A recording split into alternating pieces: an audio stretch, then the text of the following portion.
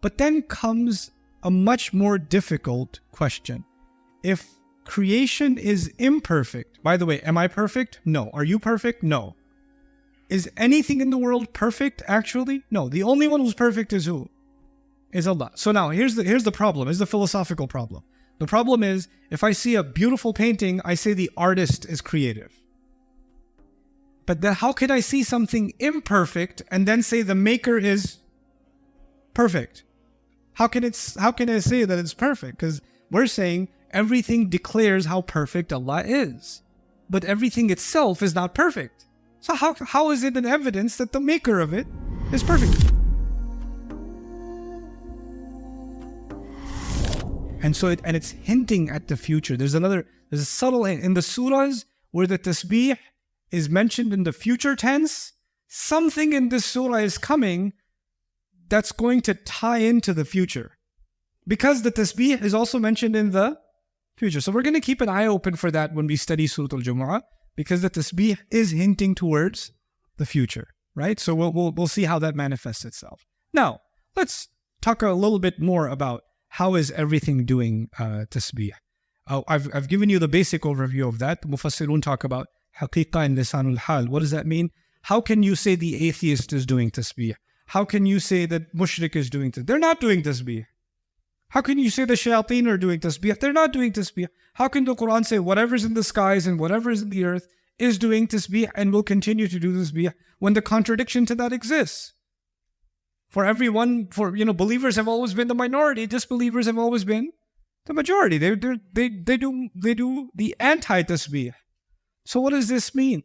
Allah is here referring to lisan al-hal. Lisan al-hal means the way that something is. So let me put that in the simplest way for you. If you see a beautiful painting, doesn't it speak or declare the creativity of the artist? Right?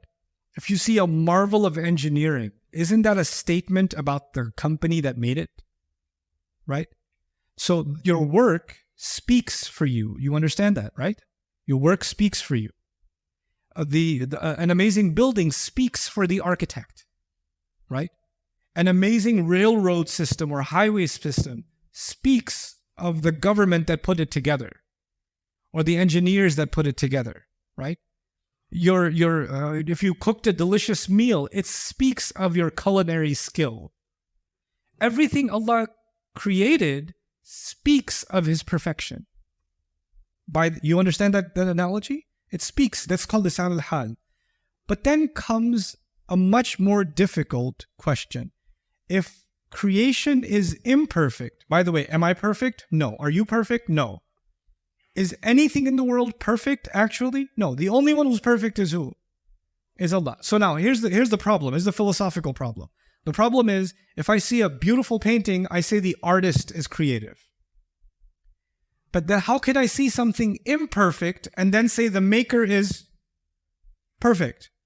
How can I say that it's perfect? Because we're saying everything declares how perfect Allah is.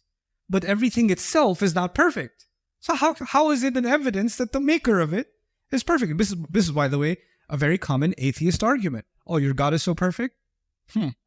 What about cockroaches? What about a rash on your skin? What about my cousin?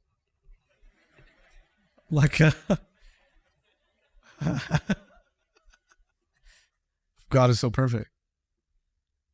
The point is, actually, I was created to live, grow, and then die. To have a life cycle. And change, by definition, change actually means imperfection. If something the only thing that doesn't need to change is something that's already perfect. If you need to make any changes to it, that means it's not already what? Perfect. Allah designed this universe, everything in it, and one thing that's constant in this universe is what? Change. Movement is change, isn't it? The subatomic particles moving inside every atom are moving, which means their position is what? Changing. Motion is change. Energy is change. All of science is the study of change. Every science is the study of change. History is the study of change. Actually, that's all we study is change. Life itself, life is defined by change, and a cell changes, right? Allah designed things to change, but change for a purpose. The change itself is imperfect, but the purpose is perfect. It's not the fact that things are perfect. It's that they were made for a perfect reason. I was perfectly created to be born at this day, of this mother, in this family, in this situation, for these years, meet with these people. The plan for all of it is what? Perfect. It's perfect. In fact, that's actually the tasbih. Everything is being done according to a plan. It's the plan of Allah for everything that's actually perfect. And that's the tasbih of Allah, that whatever's in the skies is doing and whatever's in the earth is doing. وَالشَّمْسُ تَجْرِي لِمُسْتَقَرٍّ لَهَا. The sun moves according to an exact schedule and calculation. Why is Allah giving us that analogy? If you realize the sun is so precise, then you will realize everything Allah does is extremely what? Precise. But some things, the precision is easy for you to see.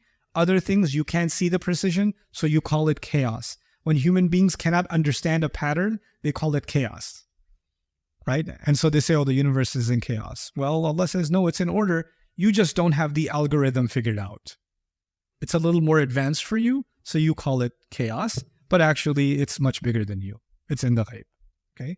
Then there's the perfection of the argument of beauty. I've talked about it in Surah Al-Hadid, so I don't want to spend too much time on it here because we have so many other things to talk about, but I'll tell you briefly.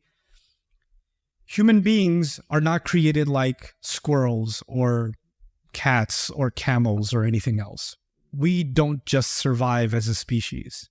This is not even a religious conversation. This is common sense across the board. Doesn't matter what religion somebody comes from. Human beings pursue more than just survival. Isn't that true? I mean, people want to listen to more and more beautiful music, or they want to design more and more beautiful clothes, or taste more and more delicious food, or design more and more beautiful homes. What is the common element between all of these things? For every one of our senses, we want to pursue more and more beauty, isn't it? In fact, even abstract beauty. People, even if it's not physical beauty, you just want to listen to some remarkable poetry or some amazing story, which is abstract beauty. It's just in your mind. But you want to hear it. You want to experience it. Human beings pursue beauty. Do camels pursue beauty? Do squirrels or cockroaches or ants or fish pursue beauty? No. Human beings pursue beauty in everything they do. And then we keep pursuing this thing called perfection. We're perfectionists. We want something more, and even perfectionists, even down to like, if you're just a gamer sitting there playing whatever, what are you playing nowadays? I don't keep up. Last I knew was Roblox. Call of Duty. Okay, fine. Be old school. That's fine.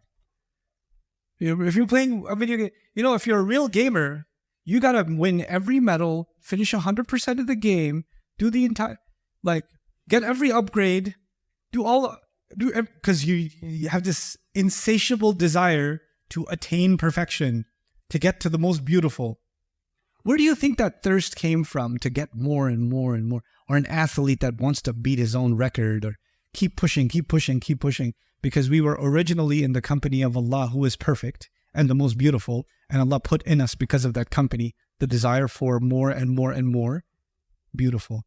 And so our tasbih is actually different than the tasbih of everything else. Allah made our tasbih even more beautiful. It isn't just even the tasbih of perfection or purpose, it's the tasbih of the pursuit of beauty. We human beings do that more than any other creature, or unlike any other creature. Then, of course, I won't break this surprise yet, but tasbih in this surah is going to have a special purpose. We'll discover that as we explore this surah, inshallah. Just about this ayah also, Allah mentioned the skies do tasbih first. Whatever's in the skies does tasbih, and whatever's in the earth does tasbih. Why are the skies mentioned first? Well, they came first, so it makes chronological sense. They do a lot better tasbih than us, because angels, they flood the sky. They do a lot better tasbih than we do. And there's a lot more to the skies than there is to the earth. Quantitatively, it's much, much more. So the greater tasbih is the skies, and then we get to the earth. The word ma is also really cool. I keep translating it as whatever's in the skies and whatever's in the earth. The word whatever creates, I wrote the Arabic word here, al-ibham. Ibham means ambiguity. It's not specific. It's not specific. And that means the way that tasbih happens is not specific, and who's doing tasbih has not been specified. And you don't know, someone who is rebelling against Allah today might be doing tasbih of Allah tomorrow. You don't know. You know, the Umar bin al-Khattab that we knew before Islam and the Umar bin al-Khattab we know after Islam, maybe 5 minutes apart from each other. Before lack of tasbih, after a person of tasbih, right? And then I wrote an Arabic comment here, تقديم الجار والمجرور على الفاعل, which actually means that it is only to Allah that everything does tasbih. Nothing else deserves it. Nothing else is that perfect. What did you learn about tasbih so far? The image I want you to keep in your head, the swimmer that doesn't what? That doesn't submerge. That's the image, yeah? Allah says, Sabbih bismi rabbika al-azim. So Allah says, make the names of Allah, do tasbih with the name of Allah. I want you to understand that concept in a simple formula. We're going to see that soon. One of Allah's names is Al-Malik. What does Al-Malik mean? Anybody?